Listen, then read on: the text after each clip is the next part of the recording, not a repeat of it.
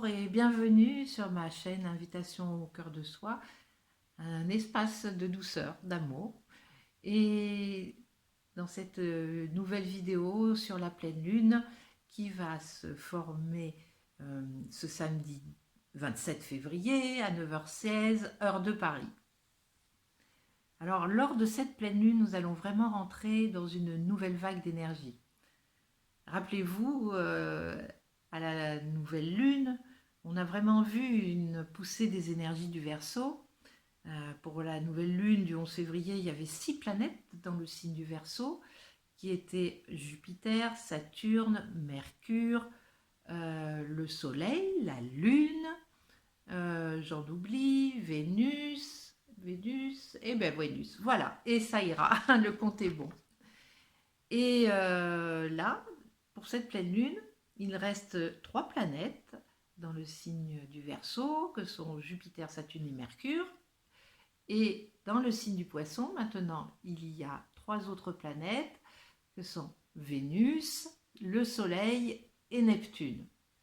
Et en face, dans le signe de la Vierge, il y a notre belle Dame Lune qui va être éclairée par les énergies de ce soleil en poisson.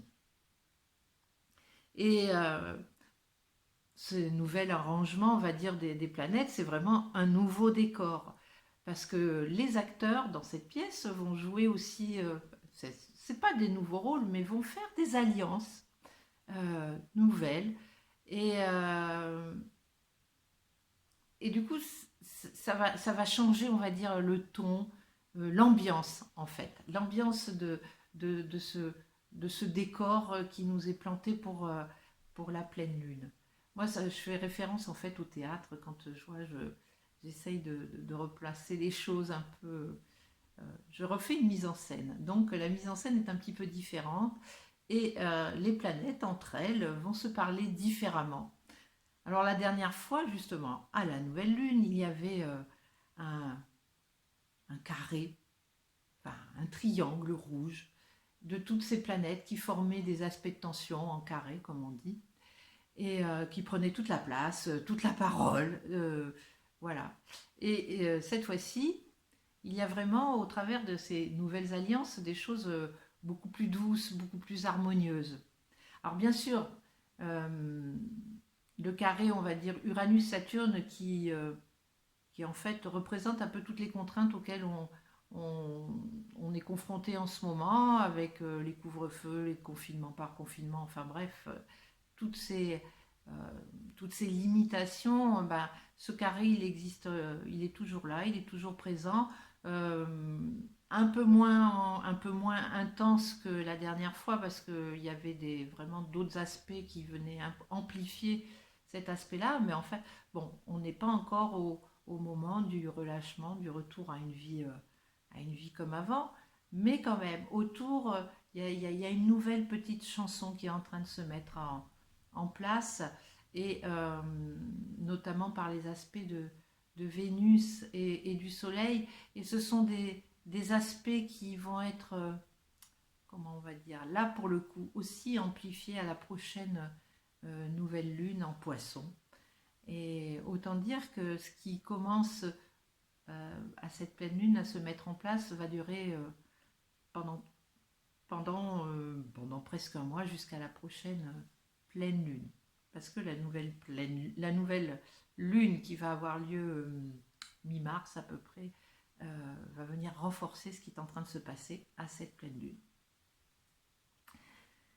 Donc je disais que voilà, cette pleine lune va nous amener quand même à un vent de douceur, un vent d'amour. Ça va être quand même beaucoup plus agréable.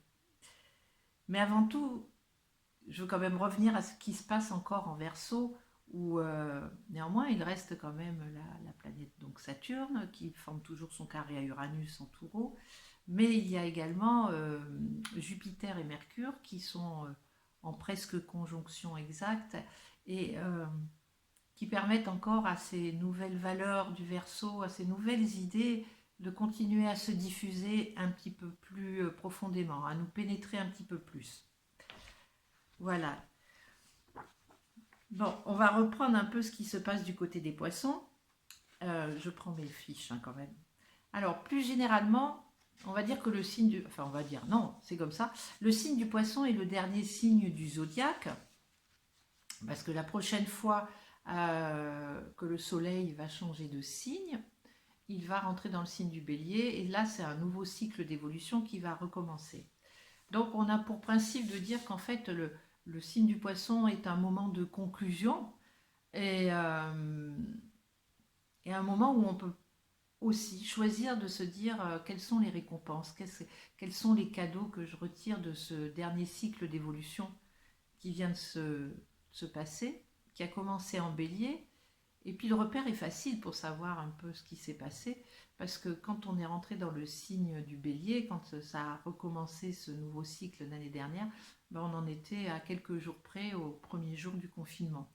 Donc c'est vraiment pour le coup assez simple de revenir sur tout ce chemin parcouru là depuis un an bientôt, de voir quelles ont été les transformations, les métamorphoses, qu'est-ce que on a changé dans nos vies, parce qu'on a changé des choses, notre façon de nous alimenter, notre rapport à la consommation, et on peut le voir, l'ultra-consommation on a pris un coup. Euh, Bien sûr, tout n'est pas encore parfait, enfin, dans le meilleur des mondes, mais c'est pas grave. On a déjà fait des pas importants. Et je pense que maintenant, on peut quand même se remercier pour cette patience, pour, mais je dirais même presque une patience extraordinaire. Vous vous rendez compte, ça va faire un an que nous sommes dans cette situation. Et même si de temps en temps on trépigne, et ben quand même, on est encore là et on essaye de faire ce qu'il faut pour s'en sortir, pour faire du mieux qu'on peut. Et puis qu'en même temps, on a été rechercher pendant cette année des ressources qui nous étaient inconnues jusqu'alors.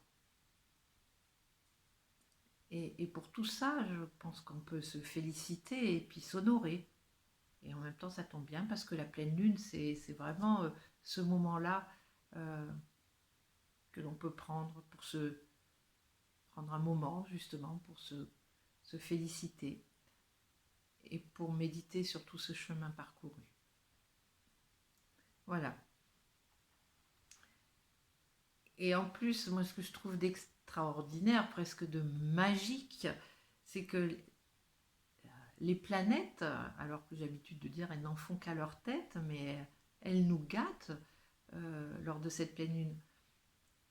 Parce que les trois planètes que l'on a dans le signe du poisson, qui sont Neptune, Neptune, lui, il est comme dans un poisson dans l'eau, hein, dans ce signe, il en est le maître, et le Soleil, la Vénus, alors Vénus, elle est carrément exaltée dans ce signe du poisson. Vénus, c'est peut-être ce qu'il y a de la planète idéale pour faire le travail, pour accompagner le travail que l'on a à faire justement dans ce signe du poisson au moment de la pleine lune. Et vraiment, c'est super, enfin, c'est super de voir que ça s'aligne comme il faut et, euh, et qui sont complètement à notre service pour œuvrer à nous diriger vers la voie de l'ouverture du cœur. Parce que c'est vraiment ça le poisson et, et ce que moi, en tous les cas, m'inspire cette pleine lune.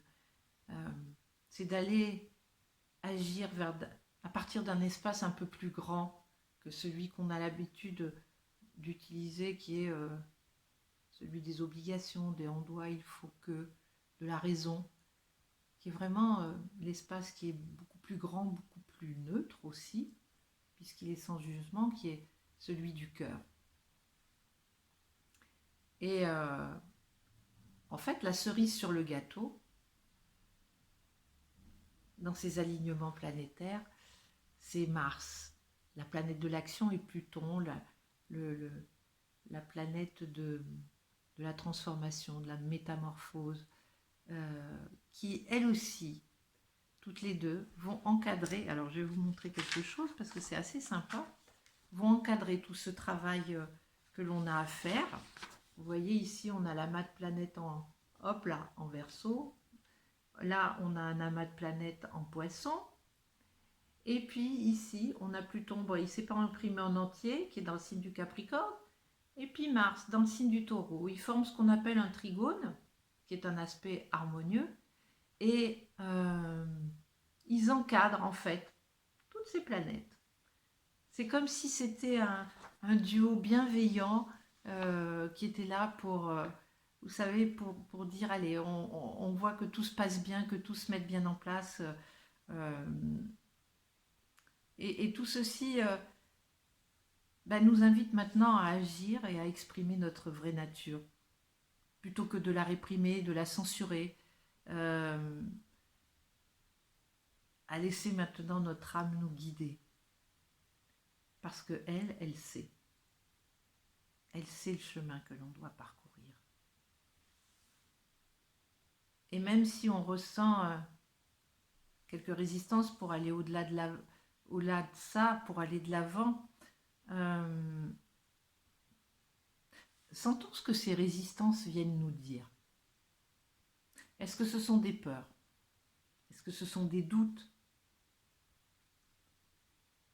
Est-ce que ce sont des obstacles? Vraiment? Allons devant d'elles, accueillons-les, laissons-les nous traverser pour ce qu'elles sont, ou pour ce qu'ils sont, des doutes, des peurs, mais en aucun cas la prédiction d'une réalité à venir catastrophique. Tout ça, ce sont que des mémoires qui sont rattachées à des histoires passées et pas à une réalité présente. Donc, voilà. Enfin, et en même temps, c'est comme dans le signe du Poisson, les choses sont un peu compliquées à dire. Enfin, elles sont palpables, mais les mots, c'est plus, on va dire, pour moi, c'est un petit peu plus évanescent. Donc, j'espère que je suis assez claire en tous les cas. Et donc, au-delà de cela, en fait, on est invité à réfléchir sur notre façon que l'on a de cultiver l'amour, dans notre vie, l'amour de nous-mêmes, cultiver l'amour dans le monde. Comment on le fait rayonner? Comment on le fait manifester? Parce que pour l'instant, on n'y a pas été trop y habitué à cela. On vient quand même d'un temps capricornien. Donc, non, c'est vraiment comment je cultive l'amour. Alors concrètement, comment ça peut se faire? Par exemple, si j'appelle une personne, je me dis, est-ce que c'est par obligation? Est-ce que c'est parce que sinon si je le fais pas, elle va faire la gueule? Enfin, voilà. Si je fais quelque chose, est-ce que c'est par intérêt personnel pour qu'on ait par exemple une bonne image de moi, de qu'est-ce qu'on va dire? Voilà, il faut vraiment se poser ces questions. D'où ça part maintenant ce que l'on fait? Est-ce que ça part de cette part de nous-mêmes qui est alimentée par l'amour, ou est-ce que ça part de je dois, oui, autrement ça va pas le faire, voilà. Et j'aime beaucoup cette citation de Sadhguru qui nous dit: l'amour ne concerne pas une personne, ce n'est pas non plus un acte quelconque. L'amour, c'est un état d'être. Et vraiment, voilà, moi je trouve que tout est dit dans cela, et que maintenant il nous appartient maintenant à nous de laisser circuler librement cette énergie, parce que c'est une énergie en fait. C'est une énergie qu'on doit laisser circuler librement en nous-mêmes, qu'on doit laisser circuler librement dans notre vie et dans le monde. Parce que, in fine, qui que nous soyons, où que nous soyons et quoi que nous fassions, à la source, à l'origine de nos vies, eh bien nous sommes venus ici uniquement pour expérimenter cet état d'être.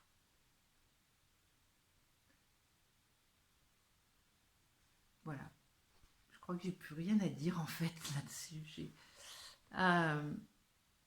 Donc merci pour votre écoute.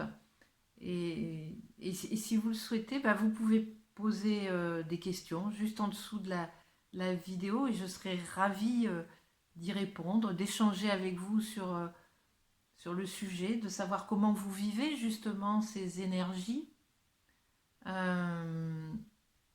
Et puis il me reste à vous souhaiter une merveilleuse pleine lune et à vous dire prenez soin de vous. À tout bientôt. Au revoir.